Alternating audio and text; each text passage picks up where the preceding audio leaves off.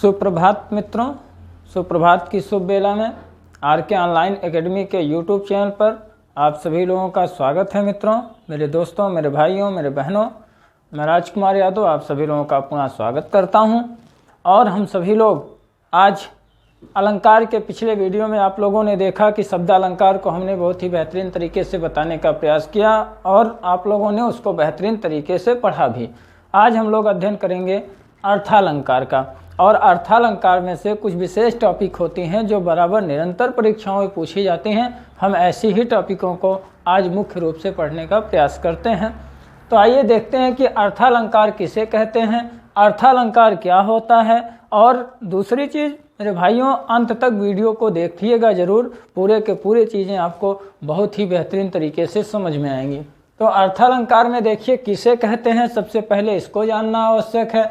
तो अर्थालंकार किसे कहेंगे? जब किसी शब्द के अर्थ के माध्यम से चमत्कृत उत्पन्न होती हो, अर्थात अर्थ निकालने के बाद उसके बारे में हमको विशेष रूप से पता चलता हो, अर्थ निकालने के बाद ही उसका हम संपूर्ण अध्ययन कर पाते हो, उसी को अर्थालंकार कहा जाता है। तो अर्थालंकार में देखिए मुख्य रूप से हम लोग पढ़ेंगे आज उपमा अलंकार। तो सबसे पहला हमारा अलंकार होगा कौन सा? उपमा अलंकार। इसके कई भेद हैं, 100 से भी अधिक भेद इसके हैं, लेकिन फिर भी हम लोग मुख्य को देखने का प्रयास करेंगे। तो सबसे पहले है उपमा अलंकार। और उपमा अलंकार किसे कहते हैं? जब किसी की उपमा किसी से दी जाए, ध्यान दीजिएगा, जब किसी की उपमा किसी से दी जाए या किसी की तुलना किसी से किया जाए, किसी दूसरे से कर दिया जाए, तो वहाँ पर कौन सा अलंकार होगा? उपमा अलंकार होता है। जब किसी वस्तु की तुलना, किसी एक वस्तु की तुलना किसी दूसरी वस्तु से कर दिया जाए, तो उसी को उपमा अलंकार कहा जाता है। दूसरी चीज़ ध्यान रखिएगा कि उपमा अलंकार के 4 अंग होते हैं मुख्य रूप से। और ये चारों अंग कौन कौन से होते हैं? तो देखिए, उपमेय, दूसरा होता है उपमान, तीसरा होता है साधारण धर्म, और चौथा होता है साधारण धर्म, और चौथा होता है वाचक शब्द। वाचक शब्द। तो इस प्रकार से इसके ये 4 अंग होते हैं। यह भी प्रश्न कंपटीशन में पूछा जाता है कि उपमेय अलंकार के उपमा अलंकार के कितने अंग होते हैं, या निम्नलिखित में से उपमा अलंकार का अंग नहीं होगा। तो इस रूप में आपको देखना होगा कि इसके 4 अंग होते हैं, उपमेय, उपमान, साधारण धर्म और वाचक शब्द। उपमेय किसे कहा जाता है? जब जिसकी तुलना की जाए, ध्यान दीजिएगा, जिसकी तुलना की जाए उसी को क्या कहते हैं? उपमेय कहते हैं। ध्यान रखिएगा, जिसकी क्या की जाती है? तुलना की जाती है, तो उसे ही क्या कहेंगे? उपमान कहेंगे।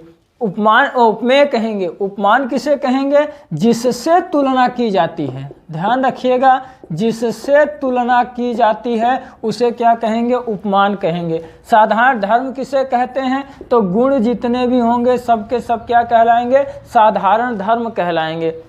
वाचक शब्द किसे कहते हैं? तो सा, सी, से, ये सभी जो होंगे वह वाचक शब्द कहलाएंगे। ठीक है, सा हो गया, सरिस हो गया, समान हो गया, ये सभी कहलाएंगे क्या? आपके वाचक शब्द कहलाएंगे। तो ध्यान रखिएगा कि सा, सी, से, सरिस, समान, ये सभी क्या होंगे? यह कहलाएगा वाचक शब्द कहलाएगा। ठीक है भैया। और चलना, डोलना, हिलना, ये सब क्या कहलाएगा? साधारण धर्म कहलाता है। ठीक है, आगे देखिए, इसका ट्रिक देखिए, पहचानेंगे हम इसको कैसे।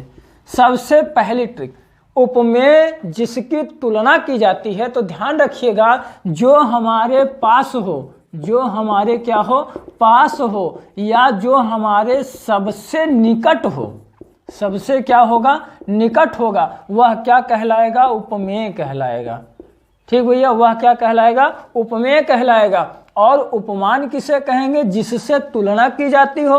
तो स्वाभाविक है कि हम तुलना किससे करेंगे? जो हमसे दूर होगा, जो हमसे दूर होगा उससे हम तुलना करेंगे। तो जो चीज़ दूर होगी वही क्या हो जाएगा? उपमान हो जाएगा। और ये ध्यान रखिएगा, जो कॉमन होगा, जो उपमेय को भी बताता होगा और उपमान के बारे में भी बताता होगा, वही साधारण धर्म होगा। ध्यान रखिएगा, जो उपमेय और उपमान दोनों को बता देता हो वही क्या कहलाएगा? साधारण धर्म कहलाएगा। एक और चीज़ ध्यान रखिएगा हमेशा प्राकृतिक की तुलना प्राकृतिक से की जाती है, natural to natural, artificial to artificial. कृत्रिम की तुलना कृत्रिम वस्तु से की जाती है और नेचुरल की तुलना नेचुरल वस्तु से की जाती है। अर्थात प्राकृतिक है तो प्राकृतिक की तुलना प्राकृतिक से की जाएगी, और अगर वह कृत्रिम है, मानवीय बनावट है, तो बनावट की तुलना बनावट से की जाएगी। ठीक है भैया, देखिएगा। अब आइए इसके उदाहरणों को देखते हैं और बेहतरीन तरीके से समझने का इसको प्रयास करते हैं और आशा करेंगे बहुत अच्छे से आप लोग समझेंगे। आगे देखिए, उदाहरण से इसके समझने का प्रयास करते हैं।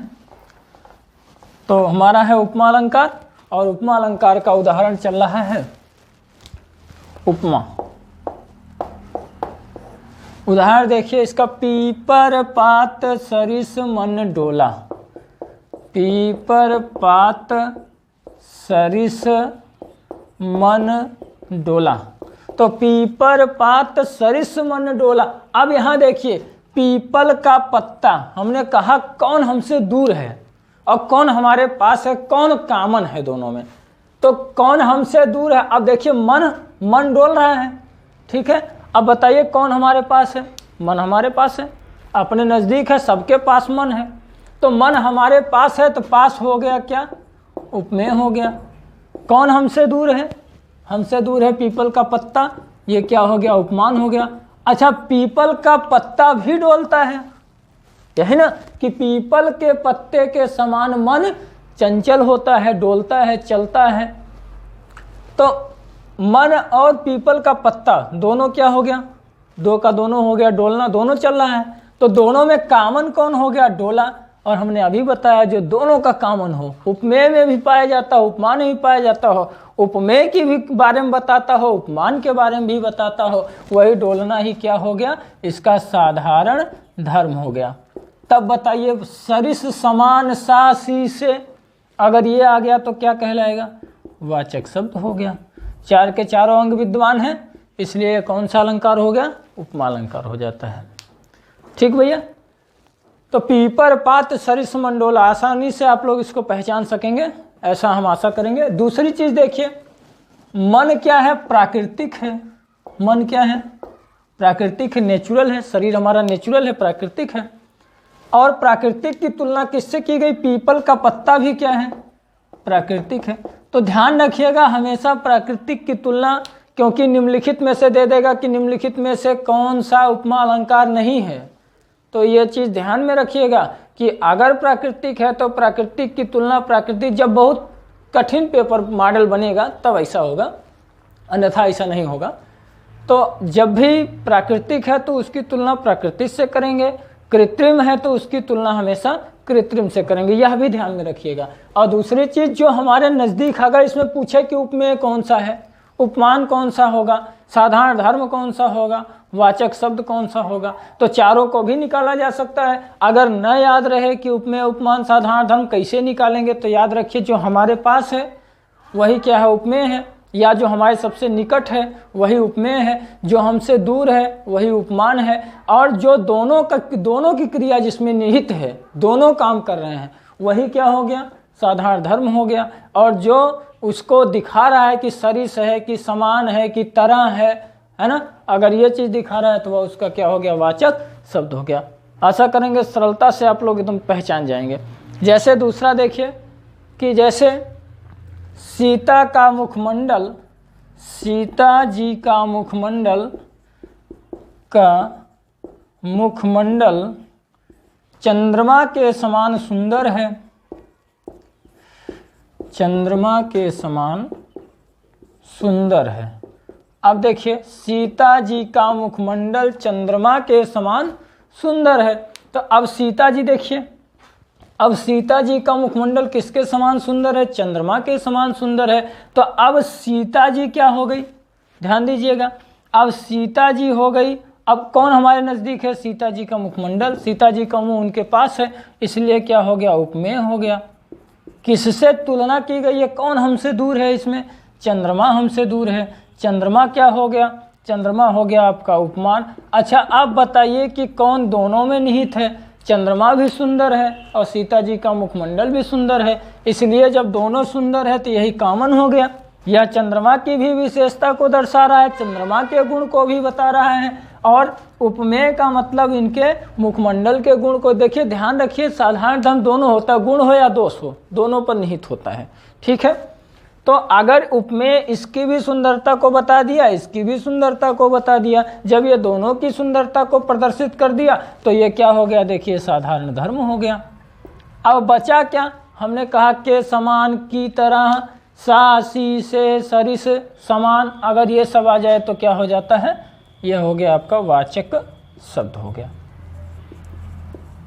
आशा करेंगे कि सरलता से आप लोग पहचान जाएंगे इसको। ठीक है, चलते हैं अगले टॉपिक पर। स्क्रीनशॉट लीजिए, और अगर समझ में आ रहा हो तो चैनल को लाइक शेयर जरूर कीजिए, सब्सक्राइब कीजिए। जो लोग चैनल पर नए हैं वो लोग चैनल को सब्सक्राइब कर लीजिए। यह प्रतिदिन इस तरह से क्लास चलेगा, और बहुत जल्द ही लाइव क्लास भी हम देने जा रहे हैं, और लाइव क्लास में पूरा का पूरा इसको अच्छी तरीके से पुनः पढ़ाएंगे फिर से। देखिए, अभी तो एग्ज़ाम को देखते हुए मेन टॉपिक को टच किया जा रहा है। आगे बढ़ते हैं हम लोग। इसका दूसरा अलंकार जो सबसे ज़्यादा पूछा जाता है, और दूसरा पूछा जाने वाला है रूपक अलंकार। अब हम लोग बात करेंगे रूपक अलंकार। देखिए, रूपक अलंकार, रूपक अलंकार। अब देखिए, रूपक अलंकार किसे कहते हैं, जहाँ उपमेय तथा उपमान में भेद न किया जा सकता हो।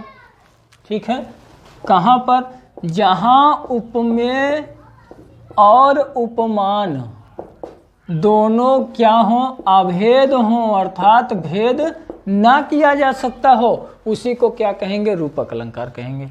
जहाँ मतलब ये समझ में आए कि यही उपमेय है, यह उपमान है, मतलब भेद ना हो पाए पूरी तरह से। तो अगर हम भेद ना कर पाए तो समझ लीजिएगा कि क्या है, रूपक अलंकार है। इसको बड़े आसानी से समझ जाएंगे। जैसे एग्जाम्पल देखिए, चरण कमल बंदव हरिराई। अब ये भी देखिए कई 3 प्रकार का होता है, निरंग रूपक, सांग रूपक, है ना, ये 3 प्रकार का होता है, लेकिन तीनों का वो पूछा नहीं जाता है। केवल आप लोग ध्यान रखिएगा, केवल ये ध्यान पहचानना है कि कौन सा रूपक अलंकार है।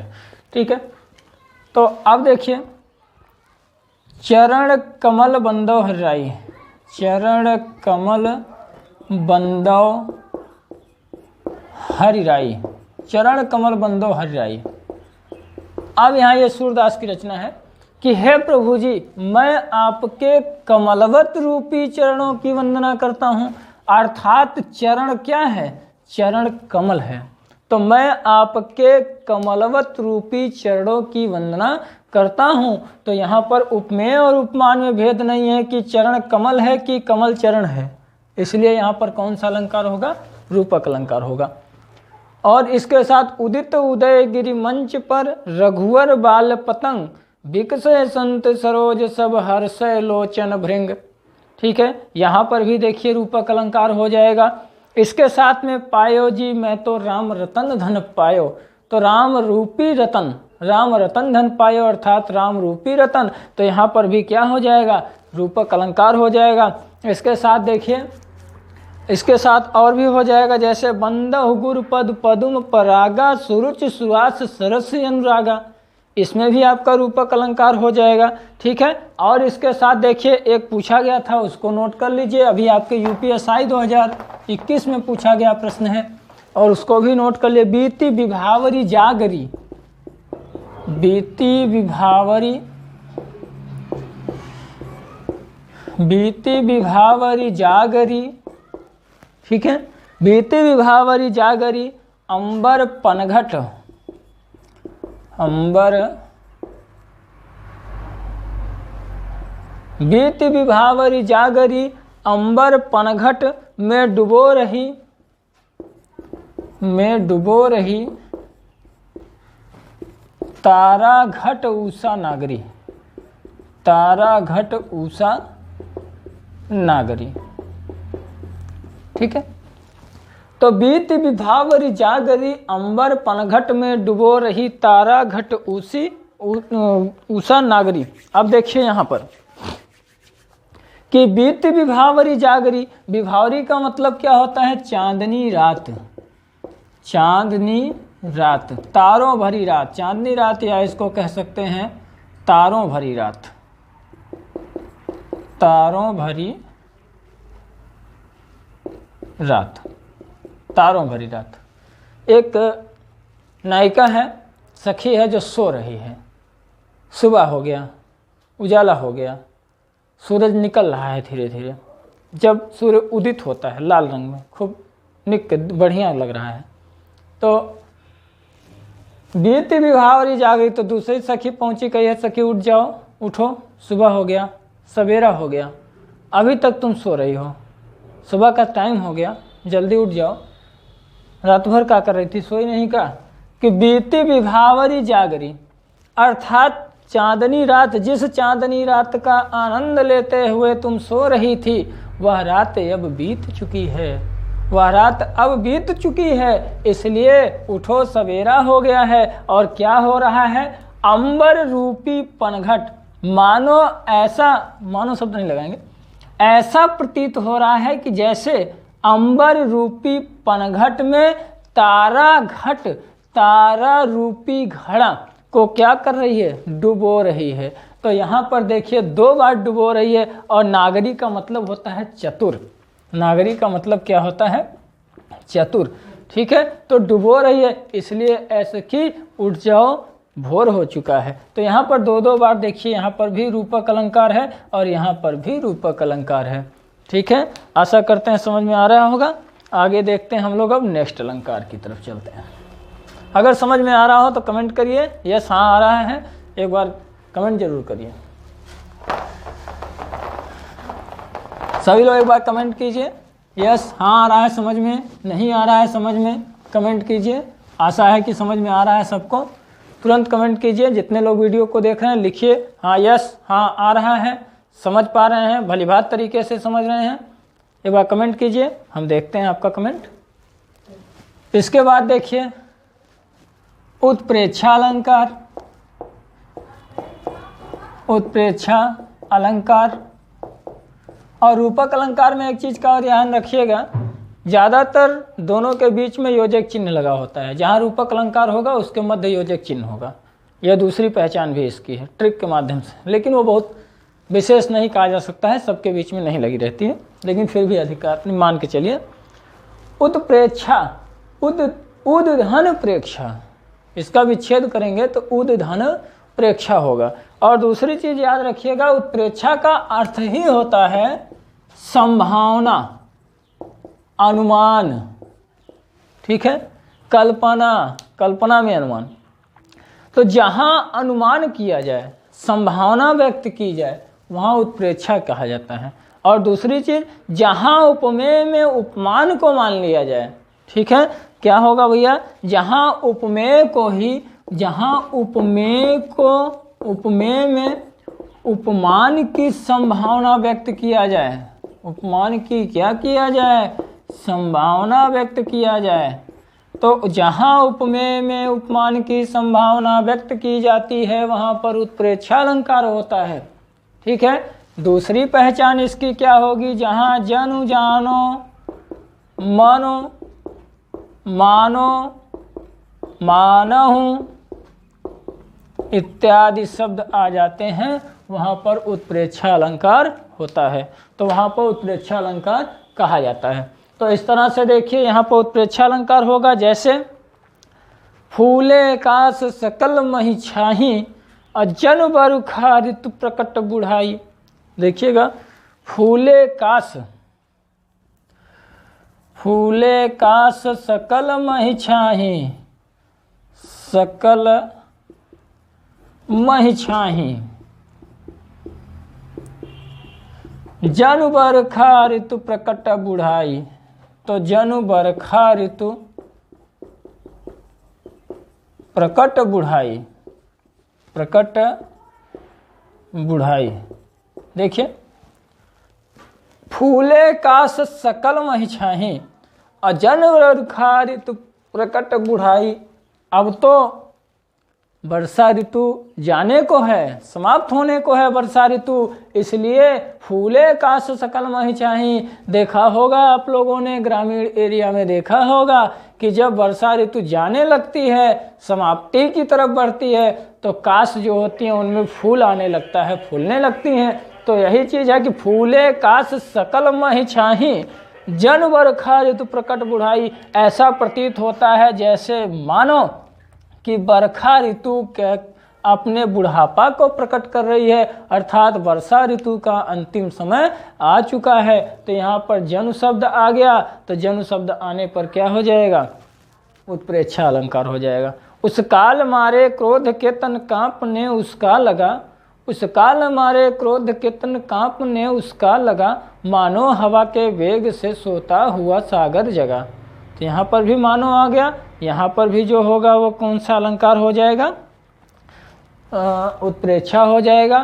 सोहत ओढ़े पीत पटु श्याम सलोने गात, अमानहु नीलमणि सैन पर आतप पर्यो प्रभात। ठीक है भैया, यहाँ पर भी उत्प्रेक्षा अलंकार हो जाएगा। सोहत ओढ़े पीत पटु श्याम सलोने गात, अमानहु नीलमणि सैन पर आतप पर्यो प्रभात। इसको इंपॉर्टेंट भी लगा लीजिएगा, बहुत ही महत्वपूर्ण है। इंद्र शिथल भई केशव बिनु, जन देह बिनु शीश। तो यहाँ पर भी देखिए देह बिनु शब्द आ गया, बिना, तो यहाँ पर भी क्या हो जाएगा? ये आपका हो जाएगा उत्प्रेक्षा अलंकार। ठीक है भैया, समझ पा रहे होंगे अच्छे से। आगे बढ़ते हैं और इसका नोट्स आप लोग बना लीजिए, बेहतरीन तरीके से आप लोगों को हमेशा काम भी आएगा। और सामने परीक्षा को देखते हुए आप सभी लोग बेहतरीन तैयारी भी करिए। यूपी टेट का कन्फर्म डेट 23 तारीख आ चुकी है, प्रवेश पत्र भी निकलने हैं, आप लोग उसको निकलवा लीजिए और मेहनत से एक बार पूरा रिवाइज करके जाइए। बहुत बेहतरीन परीक्षा होगी, इसको कोई रोक नहीं सकता है। और जो क्लास लिए हैं, बराबर पढ़े हैं, केवल उनको रिवीजन की आवश्यकता है।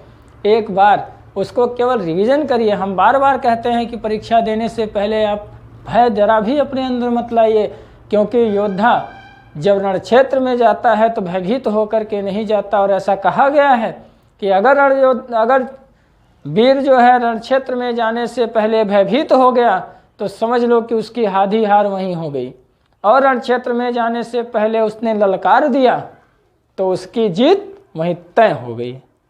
देखिए, आइए मित्र, एकदम बिल्कुल एकदम परीक्षा एकदम खिलौना समझ करके दीजिए। एकदम मानिए कि हमको खेलना है, यूपी टेट का एग्ज़ाम है, एकदम खेल समझ करके दीजिए।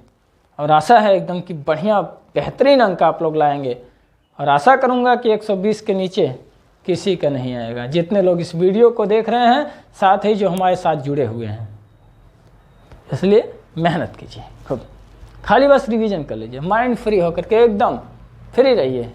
डोंट वरी, कोई चिंता नहीं, कोई फिक्र नहीं, आनंद में रहिए, प्रसन्न रहिए। जब माइंड हमारा प्रसन्नचित होता है तो अधिक क्रियाशील होता है। अगर आप लोग विज्ञान पढ़े हैं, बायोलॉजी के छात्र हैं, तो मैं समझ रहा हूँ कि आप लोग जानते होंगे कि जब मस्तिष्क हमारा बहुत प्रसन्नचित होता है तो अधिक क्रियाशील भी होता है।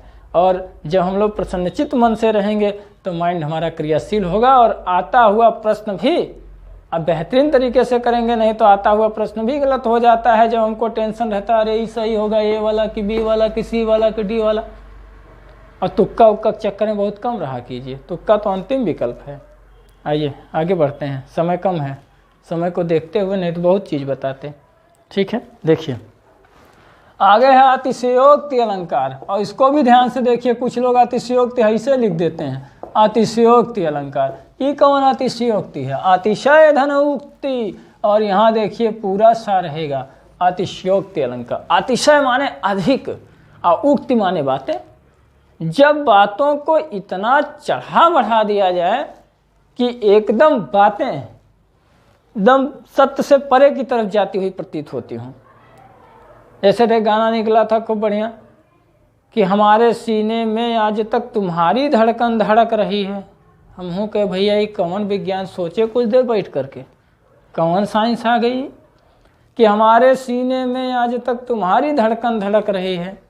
हमारी सांसों को छू कर देखो तुम्हारी खुशबू महक रही है। वाह भैया। जहाँ मतलब बातों को एकदम चढ़ा बढ़ा दिया जाए वहाँ पर क्या हो जाएगा, अतिशयोक्ति अलंकार हो जाएगा। ये ध्यान में रखिएगा, बातें एकदम चढ़ा बढ़ा के कर दी जाए तो अतिशयोक्ति हो जाएगा। ठीक है। जैसे देख सुदामा की दीन दशा करुणा करके करुणा निधि रोए, पानी पर आतो को हाथ छुइयो नहीं नैनन के जल से पग धोए। अरे होंगे ना कि हाय महा दुख पाए सखा तुम आए नहीं क्यों इतने दिन खोए। ठीक है कि हाय महा दुख पाए सखा तुम आए नहीं क्यों इतने दिन खोए। है मित्र तुमने इतना दिन खो दिया अब तक क्यों नहीं आए तुम, है ना। तो पानी परात को हाथ छुयो नहीं, पानी परात को हाथ भी नहीं लगाया। सुदामा जी को जब कृष्ण जी गले मिले तो पानी परात को हाथ से भी नहीं छुआ। तो देख सुदामा की दीन दशा करुणा करके करुणा निधि रोए, और पानी परात को हाथ छुइयो नहीं नैनन के जल से पग धोए। और पानी परात को हाथ तक लगाया नहीं, और क्या हुआ, आँखों के आंसुओं से ही उन्होंने उनके पैरों को धुल दिया। तो यहाँ पर कौन सा होगा। अब जैसे एक गाना निकला था भैया, लाइव होगा तो आप लोगों को खूब बढ़िया से पढ़ाएंगे। फिलहाल अभी परीक्षा को दृष्टिगत रखते हुए हम पढ़ा रहे हैं, इसलिए पूरी चीज़ें नहीं बता रहे हैं। अब जैसे थे गाना आया था कि मतलब जो है चांद तारों में नजर आए चेहरा तेरा। भैया आप लोग भी समझदार हैं, चांद तारों में नजर आए चेहरा तेरा। कहाँ कहियो देखें भैया आप लोग भी, चांद तारों में कहीं चेहरा दिखाई देता है, लेकिन कवि की कल्पना है और कल्पना को चढ़ा बढ़ा करके किया गया है। तो यहाँ पर क्या हो जाएगा, अतिशयोक्ति। जहाँ आपको लगे कि बातें एकदम पूरा इतना चढ़ा बढ़ा दी गई हैं, इतना चढ़ा बढ़ा दी गई हैं कि बातें एकदम सत्य से हटती हुई प्रतीत हो रही हैं, तो अतिशयोक्ति अलंकार हो जाएगा। प्यू से कहो संदेशड़ा हे भवरा हे काग। याद रखिएगा, इसको ये पूछा जा सकता है। प्यू से कहो संदेशड़ा हे भवरा हे काग, और बिरह धुनी जरमुई तेहिक धुआं हम लाग। पद्मावत महाकाव्य आप लोगों ने पढ़ा होगा, मलिक मोहम्मद जायसी की, उसमें लिखा है नागमती ने क्या कहा तोते से।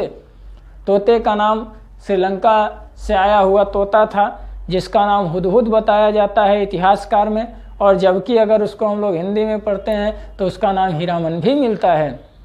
तो ध्यान रखिएगा कि नागमती ने क्या कहा कि जा करके रत्नसेन से कह दीजिएगा, हमारे प्रियतम राजा रत्नसेन से जाकर कह देना ऐ तोते कि प्यू से कहो संदेशड़ा, हमारे प्रियतम से रत्नसेन से जाकर के संदेश कह देना कि हे भौरा हे काग, हे भौरे हे कौवे, जाकर कह देना कि हम लोग इस कलर के नहीं थे, हम लोग काले रंग के थोड़े थे, हम लोग तो एकदम नंबर 1 का रंग था हमारे पास, एकदम समझिए बहुत अच्छे बहुत सुंदर थे हम लोग, लेकिन हम लोग काले क्यों हो गए, क्योंकि बिरह धुनी जरमुई, बिरह के कारण जल रही है नागमती, और उसी जलने के कारण जो उनके शरीर से काला धुआं उठा, तेहिक धुआं हम लाग, उसी का धुआं हमको लगा, और उसी का प्रभाव है कि हमारा रंग बदल करके काला हो गया। तो यहाँ पर कौन सा हो जाएगा, अतिशयोक्ति अलंकार होगा। आशा है कि समझ में आ रहा होगा बेहतरीन तरीके से। आइए मित्र आगे बढ़ते हैं। अगला है संदेह अलंकार, भ्रांतिमान अलंकार। भ्रांतिमान अलंकार, इसकी परिभाषाओं पर भी ध्यान दीजिएगा थोड़ा सा, कि उपमेय उपमान में भेद नहीं हो रहा है, या कहाँ कहाँ जो है चढ़ा बढ़ा कर बातें की जा रही हैं, इस पर भी थोड़ा ध्यान दीजिएगा, इसका क्वेश्चन भी बन सकता है। तो देखिए भ्रांतिमान अलंकार, जहाँ पर भ्रम हो जाए कि है कि नहीं है कि नहीं है, जहाँ पर किन्हीं दो वस्तुओं में समानता होने के कारण, समता होने के कारण भ्रम हो जाए कि रस्सी है कि सांप है। अब जैसे रात को दीवार पे एक रस्सी टंगी है, अब ये नहीं समझ में आ रहा कि रस्सी है कि सांप है। क्यों? क्योंकि रस्सी भी ऐसे टेढ़ी मेढ़ी लटकी हुई है, सांप भी ऐसे टेढ़े मेढ़े होता है। तो जहाँ पर किसी एक वस्तु में समता हो जाए, समानता दिखाई दे, जबकि वस्तु हो ना, लेकिन समानता दिखाई दे, तो वहाँ पर भ्रांतिमान अलंकार हो जाता है ना। बिल विचार कर नाग सुंड में घुसने लगा विशैला सांप, और काली एक समझ विषधर को उठा लिया तब गजने आप। या इसी को देखिए ऐसा ही मिलता है, विषधर माद समझ घुसने लगा सुंड झटयाप, और काली एक समझ विषधर को उठा लिया गज झटवाप। अर्थात एक हाथी जा रहा था, और हाथी जा रहा था तो रास्ते में देखा ठीक काली ईख पड़ी हुई है, काली ईख को जब देखा तो वो हाथी क्या समझा, काली ईख समझ विषधर को उठा लिया तब गज ने, मतलब बिल विचारी कर नागसुंड में काली ईख नहीं थी, वो सांप था, काला सांप था। और काला सांप होने के कारण काला सांप ने सोचा बड़ी बढ़िया बिल मिल गई है, इसमें घुस लेना चाहिए, हमारे रहने का स्थान बढ़िया हो जाएगा। तो बिल विचारी कर नागसुंड में, बिल समझ करके उसी नागसुंड में अर्थात गज की अर्थात हाथी की नाक में, उसकी सूंड में धीरे धीरे सांप घुसने लगा और काली ईख समझ विषधर को उठा लिया तब गज ने आप। और काली ईख मतलब काला वाला गन्ना समझ करके उसको क्या किया, उसने, हाथी ने उसको उठा लिया। तो यहाँ पर दोनों लोग भ्रम में हो गए और भ्रम में होने के कारण कौन सा होगा, भ्रांतिमाल अलंकार हो जाएगा। नाग का बीज अधर की कांति से, बीज दांडिम का समझकर भ्रांति से, देख उसको हुआ सुख मौन है, सोचता है यह अन्य सुख कौन है। फिर से सुन लीजिए, याद रखिए, खाली भ्रांतिमाल अलंकार वैसा याद रहेगा।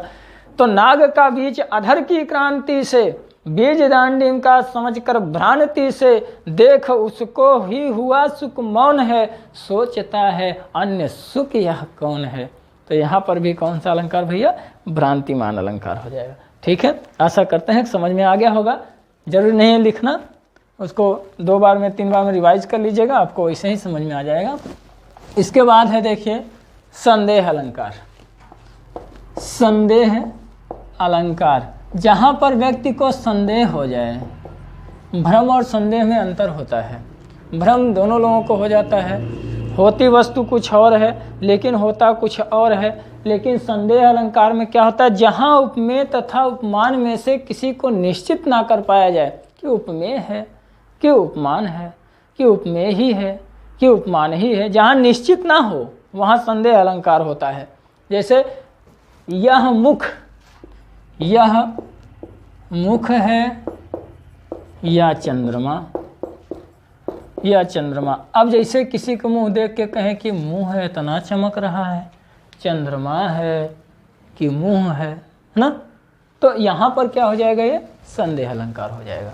ठीक है, नारी बीच सारी है कि सारी बीच नारी है, कि नारी ही की सारी है कि सारी ही की नारी है। महाभारत का वह प्रसंग आप लोगों ने सुना होगा, जिस समय दुशासन द्रौपदी का चीर हरण करने को तैयार था, और जब वह चीर हरण करना शुरू किया, जब साड़ी खींचना शुरू किया, तो जितने खींच रहा है उतने बढ़ रही है, जितने खींच रहा है उतने बढ़ रही है। परेशान हो गया, मारे पसीना के डूब गया। तब कहा कि समझ में नहीं आ रहा है कि उपमेय है कि उपमान है कि उपमान है कि उपमेय है। संदेह में पड़ गया और कहा कि नारी बीच सारी है कि सारी बीच नारी है, कि नारी ही की सारी है कि सारी ही की नारी है। पता नहीं कि नारी के बीच में साड़ी है कि साड़ी के बीच में नारी है, कि नारी की साड़ी बनी है कि साड़ी की नारी बनी है। तो यहाँ पर क्या हो जाएगा, संदेह अलंकार हो जाएगा। आशा करते हैं कि समझ में आ रहा होगा। अगर समझ में आ रहा हो तो मेरे दोस्त इसको शेयर कर दीजिए, और उसके साथ साथ जो है शेयर करने के साथ साथ इसको भली भात तरीके से एक दूसरे के यहाँ भेज भी दीजिए। शेयर कर दीजिए और इसको लाइक कर दीजिए, और जो लोग नए हैं वो लोग सब्सक्राइब कर लीजिए। आगे देखिए, अगला अलंकार जो सबसे ज़्यादा पूछा जाता है, मानवीकरण अलंकार। मानवीय करण अलंकार, मानवीकरण अलंकार। तो मानवीकरण अलंकार किसे कहते हैं, इसको भी थोड़ा सा समझ लीजिए। ठीक है, मानवीकरण अलंकार, जहाँ पर प्राकृतिक वस्तुओं के ऊपर मानव गुणों का आरोप कर दिया जाए। ठीक है, जहाँ प्राकृतिक वस्तुओं के ऊपर मानव गुणों का, मानवीय गुणों का आरोप कर दिया जाए। रुके रहो, मानवीय गुणों का आरोप कर दिया जाए, मानवीय गुणों को आरोपित कर दिया जाए, बंद करो, को आरोपित कर दिया जाए, वहाँ मानवीकरण अलंकार होता है। तो जहाँ पर प्राकृतिक वस्तुओं के ऊपर मानवीय गुणों का आरोप कर दिया जाए, तो वहाँ पर क्या हो जाता है, मानवीकरण अलंकार हो जाता है। जैसे फूले जैसे देखिए, फूल हंसे कलियां मुस्काई, जैसे फूल हंसे, क्या हो जाएगा? फूल हंसे कलियां मुस्काई, कलियां मुस्काई। अब देखिए, हंसना किसका गुण है? तो मानव का गुण है। और मुस्कुराना किसका गुण है? तो मानव का गुण है। लेकिन फूल क्या है? यह प्राकृतिक है। और कलियां क्या है? यह भी क्या होगा? प्राकृतिक है।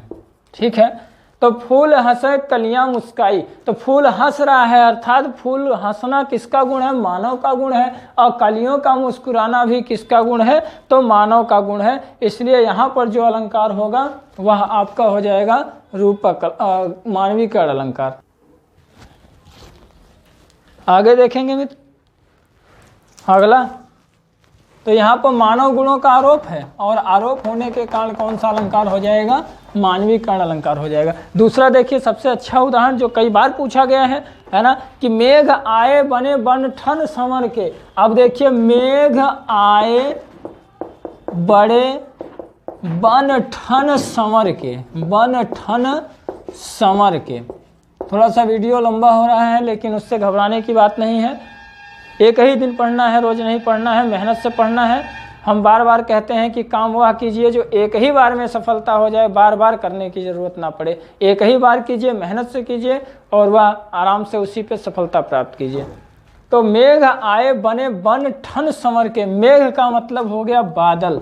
बादल आए कैसे? बड़े बन ठन के मतलब तैयार होकर के, संवर के, तैयार होकर के आए।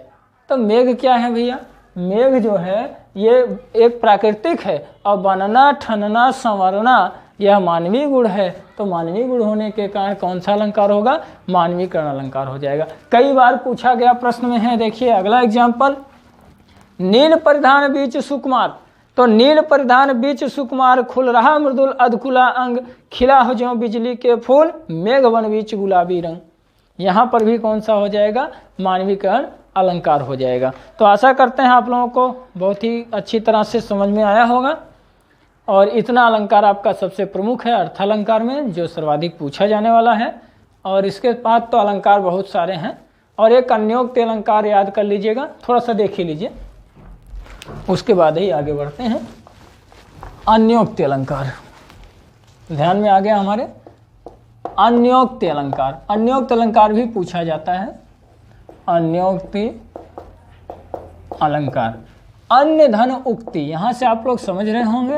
अन्य धन उक्ति अर्थात जब बातें किसी कुछ कही जाए लेकिन किसी और के लिए कही जाए, तो यहाँ पर अन्योक्ति अलंकार हो जाता है। ठीक है, जैसे बिहारी लाल का याद होगा आप लोगों को, कि जब बिहारी लाल जो है पहुँचे राजा जयसिंह के दरबार में, राजा जयसिंह के दरबार में, तो वहाँ उनको जब राजा जयसिंह को देखे तो उनको पता चला कि सभी वहाँ उनकी जो उनकी नया नया उनका विवाह हुआ था, और विवाह होने के कारण वहाँ पर क्या थे, वे लिपटे हुए थे। और उनके प्रेम प्रसंग में अर्थात वे रनिवास से बाहर नहीं निकल रहे थे। तो राजा जयसिंह के लिए उन्होंने एक पत्र लिखा था। वह पत्र आप लोगों को याद आ रहा होगा कि उन्होंने पत्र में क्या लिखा था। उस पत्र में जो उन्होंने लिखा था वह था,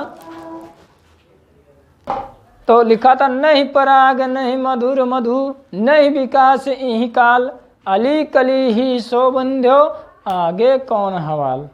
तो लिखा कि अली कली ही शोबंध्यो आगे कौन हवाल। उन्होंने कहा कि ये महाराज, अभी से आप इतना प्रेम प्रसंग में लिपटे हुए हैं, बताइए आपकी जनता का क्या होगा। तो इस प्रकार से यहाँ पर कौन सा अलंकार हो जाएगा? अन्योक्ति अलंकार हो जाएगा। ठीक है भैया, ठीक है। इसी के साथ हम लोग फिर मिलते हैं नेक्स्ट टाइम अगले वीडियो में। तब तक के लिए आप सभी लोगों को बहुत ही बहुत धन्यवाद। और साथ ही साथ आप लोग जो है खूब मेहनत कीजिए, ऐसी आशा हम करेंगे। ठीक है।